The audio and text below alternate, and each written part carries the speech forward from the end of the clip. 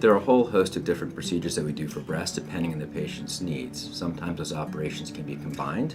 In general, they comprise either lifts, reductions, or implants, again depending on the patient's specific anatomy and what her ultimate goals are. In my practice, I really see two different groups of people, two different demographics who are good candidates for breast augmentation.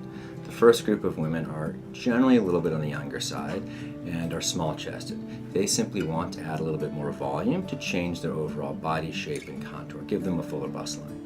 The second group of patients tend to be a little bit older. Some of these women have had children, may or may not have had larger breasts in the past, but now, after having kids, feel as though the breasts have gotten very empty.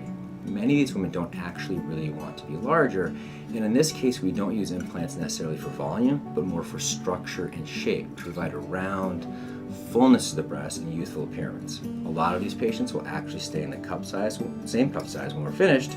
They again just fill the cup out and don't have the empty scoop at the top that can be troublesome after having kids.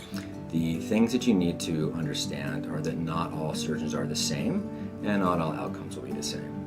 So before and after photographs are incredibly important. Different surgeons have different aesthetic ideals and different techniques that will lead to different results. So spend time looking at the photographs and see if you can envision yourself looking like that patient.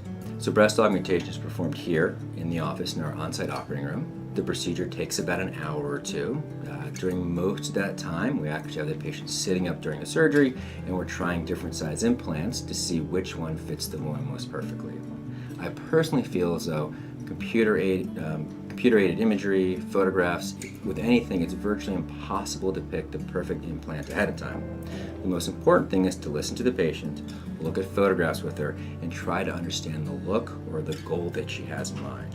Once we have that, during the surgery, again, we can sit the patient up and I will frequently try 3, 4, 5, 6 different implants until we get the absolute perfect look.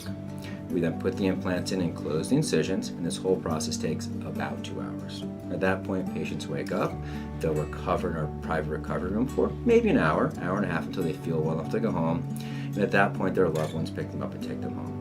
The first week is usually considered the hardest, but if most women are really sedentary during that first week and take it easy, at the end of the first week they feel nearly 100%, back to almost all their normal activities.